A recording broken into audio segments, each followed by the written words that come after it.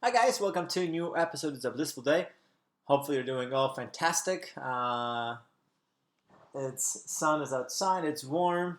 I'm wearing white, and I feel like it's going to be another adventure for sure. And today, I would love to talk about a really cool topic, and it's how flexible we are to change our mind, or how willingly are we accepting other points of view, even though they might be quite different from our own. I'm going to start with a reading a really, really cool quote by Neil deGrasse Tyson. One of the great challenges of life is knowing enough to think you're right, but not enough to know you're wrong. So I'm going to tell you a story. And we're going to kind of maybe dive a little bit into it and kind of see if there's anything that we can use, apply, and maybe, make ourselves just a little bit better and make just the world just a bit better with that. So imagine that you are flying somewhere and you are sitting, waiting for the plane to come to the gate, and you have a laptop in front of you, and on the right hand side there are some cookies. And it's like, as you're working on the laptop, you just took one cookie, and then to the right hand side of the cookies there's an older gentleman sitting down, and as you're eating this cookie, you notice that he put his hand inside of your bag and took one of your cookies. I mean, you kind of didn't see it. I mean, you kind of saw it, but then you're not really sure if you saw was correct. But you let it be, and you just kept working. You did not try to pay too much attention to it. But then you took another cookie, and then I guess a few seconds later, the guy did the exactly same thing. He went and grabbed and got another cookie. So, okay, now this is a little bit too much. You probably start thinking, it's like, what is he doing? It's like, he's eating my cookies.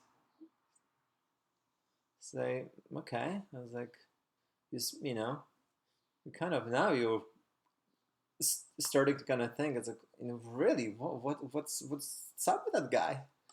But you're acting cool, you're smart, you're nice. It's like, it's not gonna affect you. It's like you have to work to do, so you keep working on your laptop, and then after a while, just get another cookie. But this guy kind of looks at you, smiles at you, and just grabs another cookie. And then this continues until all the way through, until there is one cookie left. And now you're thinking, what is he gonna do?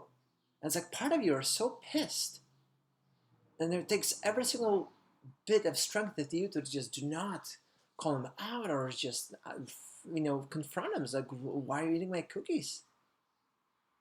But now you're more curious. What's going to happen?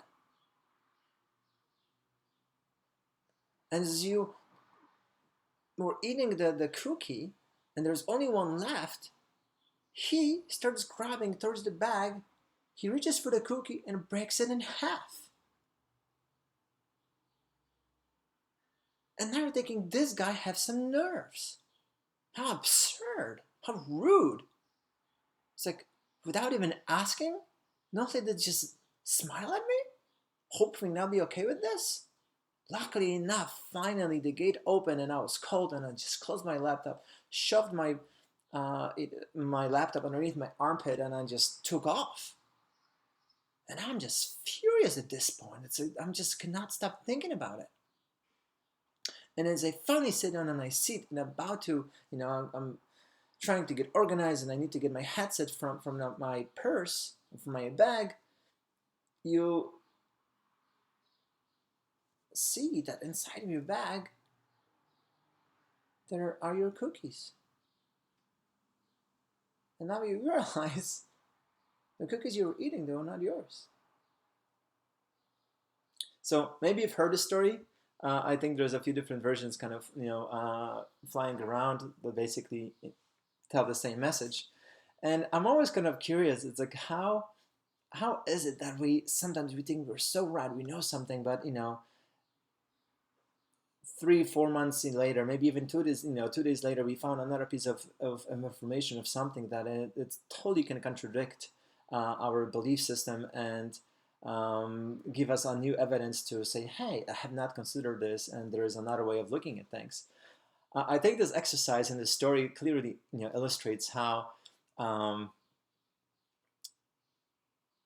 unwilling and kind of stuck we are sometimes in our own point of view. And I think it's a really awesome exercise to always live a little bit of space to kind of say there and realize that it's like I could be wrong. I do not know everything. There's always that possibility, and from I remember after hearing these stories and so and a few other ones and from personal experiences, I know that I've been wrong many times, and it's looking back even in my teenagers, like how many crazy ideas I've had and or concepts of life and how life works, and I had to adapt and change, just to understand that it's there is so much knowledge to be known, that we have to be open in order to leave possibilities for growth. And sometimes only because we've been subject to certain concepts, the idea of religion, geography, our family, it does not mean, and that's maybe all we know, but it could be another world of possibilities we have no idea about. So I would love you to consider, and think about maybe some of your areas that you thought, that you knew it all, that you was like, this is the only way to do it. And, maybe some years later you figure out, well, not so much. So I would encourage every single one of us to kind of be flexible. I think it's don't, state facts. I mean, they're just our opinions. I mean, we're expressing what we know at the moment, but, things change, we evolve. So having an open mind, I think it's the definitely right way to go, and live. And I would highly encourage everybody to kind of think about it for a second, and maybe there's something that can help you as well. So with that, have a fantastic rest of the day, guys. I'll talk to you tomorrow.